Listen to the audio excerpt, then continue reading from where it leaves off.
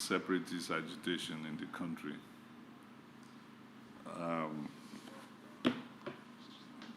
As you are all aware, a number of ethnic minority organizations and also major ethnic organizations have been making statements regarding the unity of the country.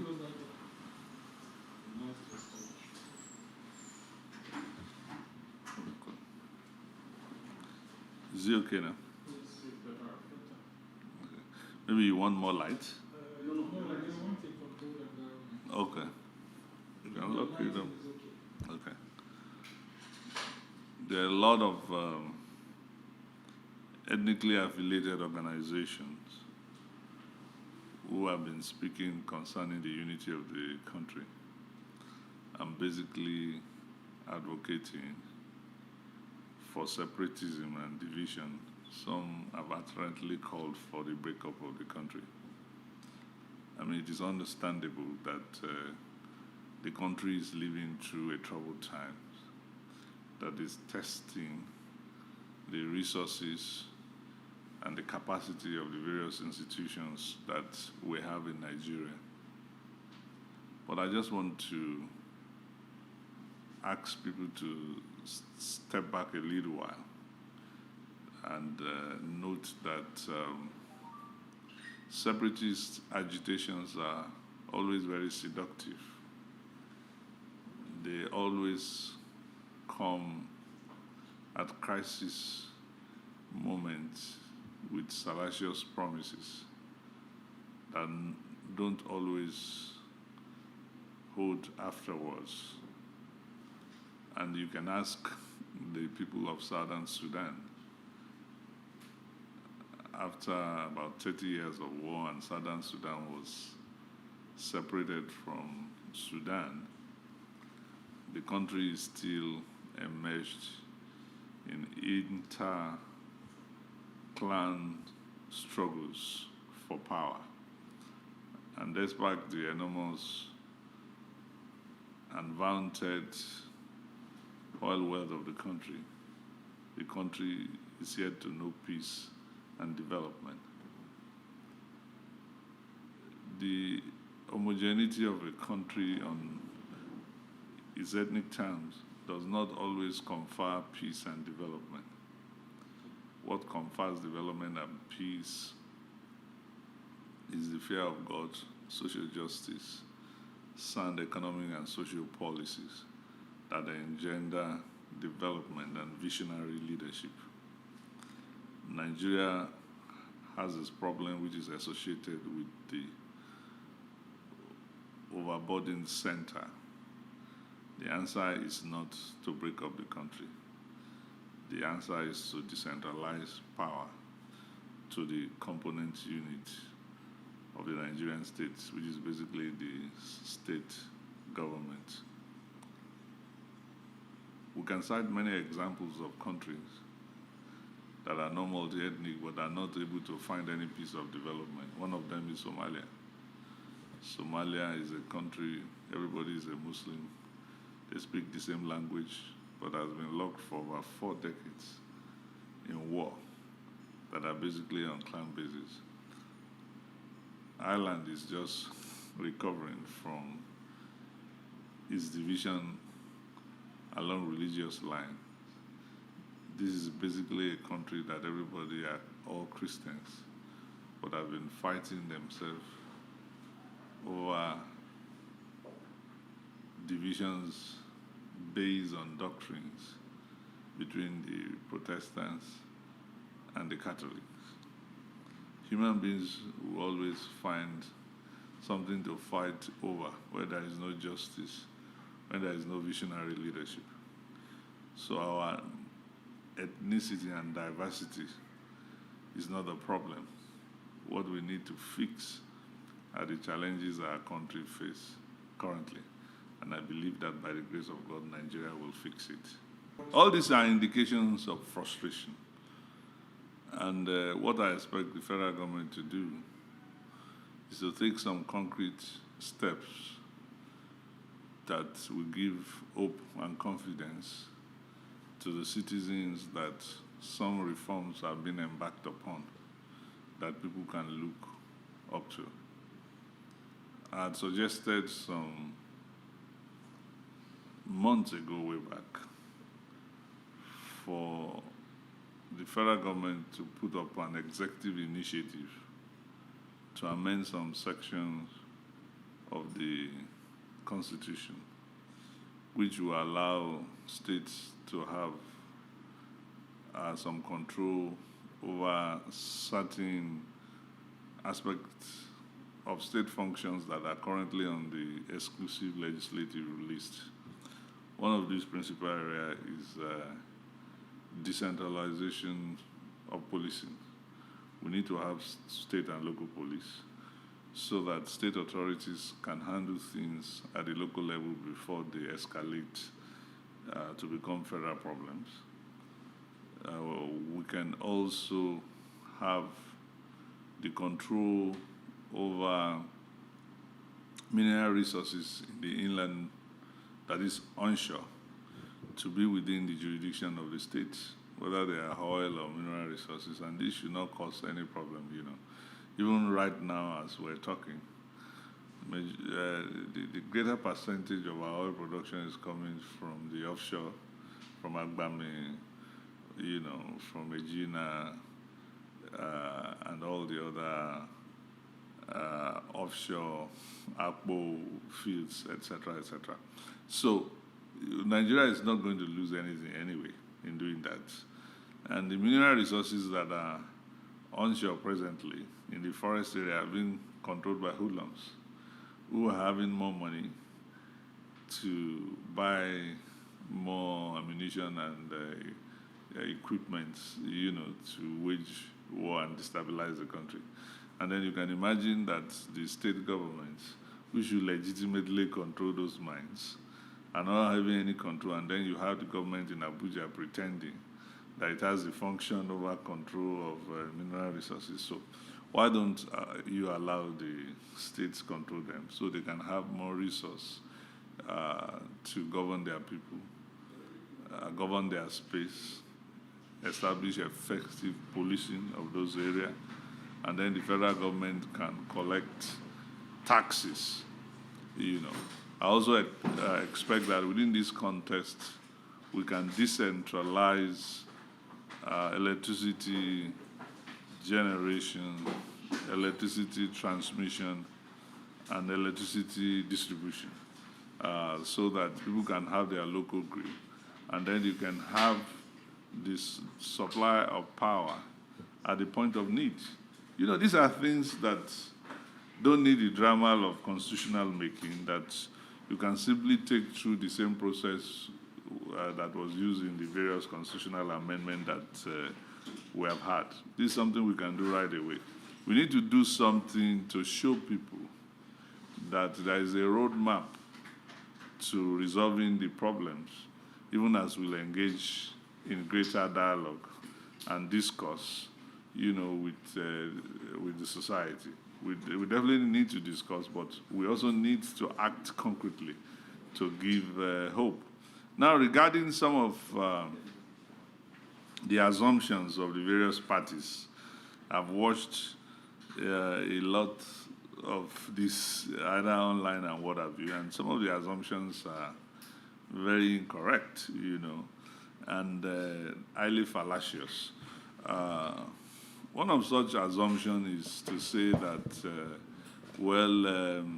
the Federal Republic of Nigeria is an imposition, the various nationalities did not submit them, and this is not true.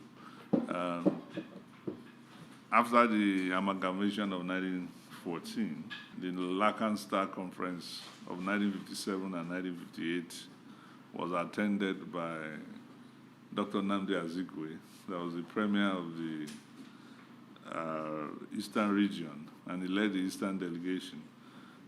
Chief Obafemi Awolowo also led the delegation from the Western region, and Salana Sokoto, Sir Ahmadu Bello left the delegation from Northern region. These were elected premiers of their various regions. who have served as premier in the period of limited self-government. They had the mandate to speak on behalf of their people. And one of the things that they all agreed upon is that Nigeria will be a country in perpetuity. In fact, that was the language that was proposed by the great Zik of Africa, Nnamdi Azikiwe. This was in the same spirit of the Federalist Constitution of the United States. Under this agreement, there is no section of Nigeria that has the right to secession or so-called self-determination. Nigeria will continue to exist in perpetuity. Its indissolubility and indivisibility is sacrosanct under that agreement. I don't know any of these guys, whether they were elected by their people to speak on their behalf, but certainly there is nobody in the southwest of Nigeria that can be more southwestern or more Yoruba than Chief Obafemi Awolowo, who had committed in the Lancaster Conference, to the principle of indissolubility of the Federal Republic. Under the Independence Constitution, no region had any power to succeed. There was no power of self-determination for any of the component units. And if there was anything that happened in 1966 that overthrew that constitution, the spirit of that agreement underlies subsequent Nigerian constitution, which is that Nigeria will exist in perpetuity. And anybody taking up arms against this principle is committing treason. That's what it is. And if you did that under United States Constitution, that's what it will be. It will be treason. To speak and enter into agreement voluntarily. And they did enter into agreement in Lancaster, led by Chief Obafemi Awolowo, Nnamdi Azikiwe, and Sardauna of Sokoto, that Nigeria will continue to exist in perpetuity. It is on record. So anybody saying that there was no agreement and all that, I don't know what they're talking about. You understand? And now, the other thing I want to say is this. Nigeria's best alternative is still its unity, but with reform internally. In the sense that any other alternative is going to be chaos. Look, there was nothing called a Yoruba nation before amalgamation. What you had was Egba, was Ijebu, was Ijaye. As a matter of fact, the major sub-nationalities in the Southwest were in a 111 years old war before the amalgamation. All right. So the entire doctrine of a Yoruba nationalism was a creation of the Egbe Omoduduwa, led by Chief Obafemi Awolowo. And the same man submitted all that sub-nationalist consciousness to a larger consciousness of a pan-Nigerian state. And there is nobody living or dead that is more Yoruba than Chief Obafemi Awolowo, in terms of commitment, in terms of antecedent, in terms of track record. So, and there was nothing in his literature where I advocated for the right for secession or self-determination. So these people are speaking for themselves. But they have the right to speak for themselves and to ventilate, their hunger. And I think that is also the responsibility of the federal government to listen to everyone and to also take concrete initiatives that we show everyone that you are listening and you are reforming, especially where there are areas where reforms are necessary and urgent. And such areas we have already highlighted. We need to decentralize. Over-centralization is suffocating the Nigerian Republic.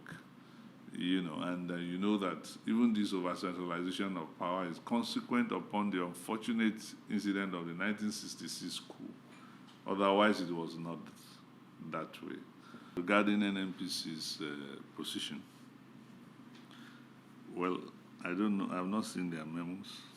I've not reviewed it. I don't know the scope of maintenance, and it will be quite superfluous for me to make a comment on that.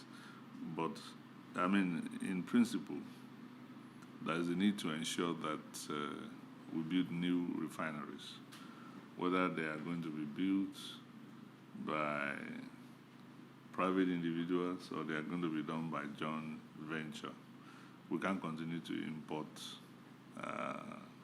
petroleum products as a major oil producing country. So, and you don't need to have all the money before you can do that. You can do, all that you need to have is to have some equity participation. And I'm sure that if they can afford $1.5 billion, they can as well use that to pay equity in a brand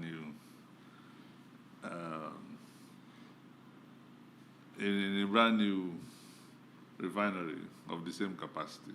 So it's a question of your priority, but are you going to say, abandon the old ones? Okay, you can repair them and then privatize them, But even if you repair them, you still need more capacity. I don't know what is happening with the Dangote refinery when they are going to close and all that, but I think Nigeria needs more capacity. And not just for us, for our internal consumption. I think we should aspire to serve the African market and the West African market, especially now as Africa is going to be having a unified trading system. So this is important that we don't just aim to satisfy our local demand, but to also be a major exporter of refined products all over Africa, because we are closer to most of the African states than those who will want to supply from Europe or Asia. Everyone can ask for anything. It's part of their freedom of expression. We had for National Conference in 1990 under the military. That's like 31 years ago. We even tried to organize one in the National Theatre, which was dispersed. That was the National Administrative Secretary. So there is nothing new about asking for a national conference 30 years after we have asked for it. Now, the point here is that we do have a government in place, and there are institutions that can deliver immediate relief that do not require the drama, and the elaborate preparation for a national conference. And those institutions are in place right now. And they can do this thing within the next 4 weeks. And so, which one is preferable? To do the needful quickly right now, while we're discussing other things. We're not going to finish a reform of the process in 1 day or 2 months. Reform of institutions and states are continuous processes. But what gives hope to people and what will make people to believe in a state is when they see a pathway to what they are looking for. They can see things happening right now, and then they can listen to you. They have confidence in you. But when you do nothing and you sit down and you are properly shut down everything, you are inviting trouble.